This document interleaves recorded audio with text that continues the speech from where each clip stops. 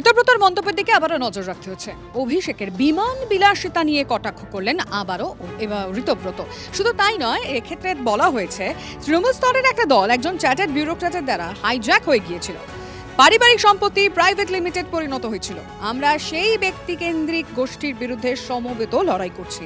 জাতীয় নির্বাচন কমিশনের ফুল বেঞ্চের সঙ্গে সাক্ষাতের পর বেরিয়ে নাম না করে মমতা অভিষেকের ঋতব্রত বন্দ্যোপাধ্যায়ের পরিবারতন্ত্র খোঁজা।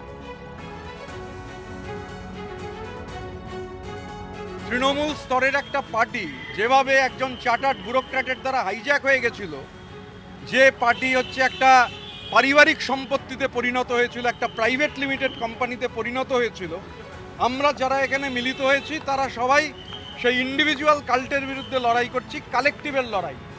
আমরা এখানে কেউ আমি নই, আমরা এখানে সবাই আমরা। बंगाल का आवाम परिवारवाद को समर्थन नहीं करता है, तो ये लड़ाई इंडिविजुअल कल्ट के खिलाफ है, तानाशाही के खिलाफ है, परिवारवाद के खिलाफ है।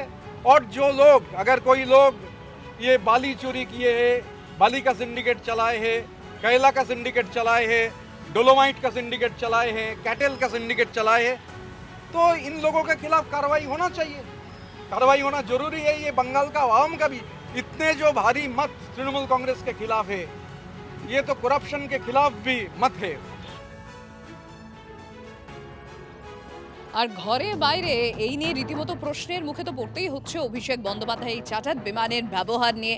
একদিকে যেমন ঋতব্রতরা তার সমালোচনা করছেন, তার সঙ্গে এই নিয়ে মুখ খুলেছেন কুণাল ঘোষও, আর অন্যদিকে জলসাঘর ছবি বিশ্বাসের সঙ্গে তুলনা সজল ঘোষের। তিনি নেতা, কিন্তু তার বিরুদ্ধেই উঠছে নবাবের অভিযোগ। তো এই যে পার্টির টাকা, এটা তো ওনার ব্যক্তিগত টাকা নয়, আমার ধারণা এটা ব্যক্তিগত টাকা নয়। এবং যা হিসেবপত্র পাওয়া যায়, এই চার্টার্ড ফ্লাইটের পেছনে কত টাকা পার্টির ফান্ড থেকে নেওয়া হচ্ছে সবাই জানে। তো এত বড় পরাজয়, কর্মীরা আক্রান্ত হচ্ছেন, মামলার খরচ, আমাদের এরকম অনেক এমএলএ আছেন যে সোনা বন্ধক দিয়ে কর্মীদের মামলার খরচ মেটাচ্ছেন, একটা পয়সা হচ্ছে কেন্দ্রীয়ভাবে পাওয়া যাচ্ছে না। মানে অবাক হওয়ার কিছু নেই। মানে উনি তো, ওনার বাহন হচ্ছে আর কি চার্টার্ড ফ্লাইট, তো উনি ওনার বাহনে চেপেছেন। ত্রিভঙ্গ মুরারি তৃণমূলে ঋতব্রত ঘোষিত অভিষেক বিরোধী, কিন্তু কুণাল ঘোষ অনেক অন্য কেউ দিল্লি যাচ্ছিল কোনো চার্টার্ড ফ্লাইটে পরিচিত, তিনি বললেন সঙ্গে যেতে, তাতেও তার কোনো অপরাধ নেই। কেউ চেনা তার বিমান ব্যবহার করতে দিয়েছে, তাতেও কোনো নেই।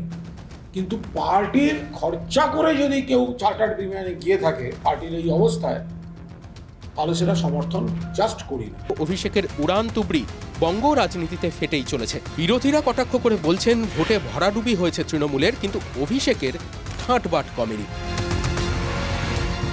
যে দলটার সত্যি কোনো অস্তিত্বই নেই, যে দলটার অস্তিত্ব মানে বাংলার মানুষ যে ম্যান্ডেট দিল বিজেপি পার্টিকে, সেই ম্যান্ডেটের পরেও কিন্তু অনেক দল দাঁড়িয়ে থাকে, তারা কিন্তু খুব স্ট্রংভাবে অপোজিশন হতে পারত, কিন্তু আমরা দেখতে পেলাম সেই দলটা টুকরো টুকরো হয়ে গেল।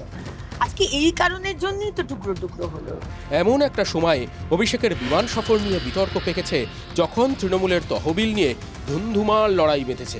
তৃণমূলের ব্যাংক অ্যাকাউন্ট সুরক্ষিত নয় বলে পুলিশে নালিশ ঠুকেছে বিধানসভার ঋতব্রত শিবির। তার আগে তৃণমূলের অ্যাকাউন্ট ফ্রিজ করার দাবি তুলেছিলেন অরূপ বিশ্বাসের মতো মমতা বন্দ্যোপাধ্যায়ের ভরসার পাত্র।